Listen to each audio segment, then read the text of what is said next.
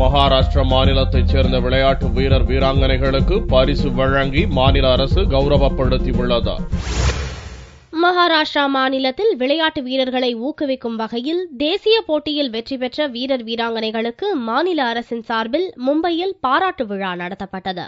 விழாவில் முதல்வர் பிருத்விராஜ் சௌஹான், துணை உள்துறை அமைச்சர் அஜித் பவார் கலந்து கொண்டு ஒவ்வொரு வீரருக்கும் தேசிய போட்டிகளில் பெற்ற பதக்கங்களின் அடிப்படையில் ரொக்க பரிசை வழங்கி கௌரவித்தனர்.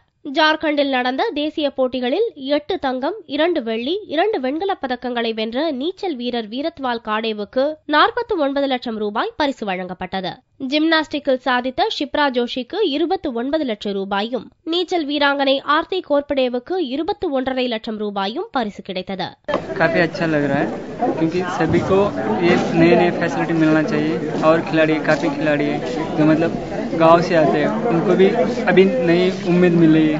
तो इसकी वजह से काफी हम सभी खिलाड़ी महाराष्ट्र शासन का काफी दिल से शुक्रिया अदा करना चाहते हैं. துப்பாக்கி சுடுதல் வீராங்கனை தேஜஸ்வினி சாவந்த், கரண் ரஸ்தோகி, அஞ்சலி பாகவத், கவிதா ராவத் என மொத்தம் 213 வீரர் வீராங்கனைகள் இந்த வண்ணமிகு விழாவில் கௌரவிக்கப்பட்டனர்.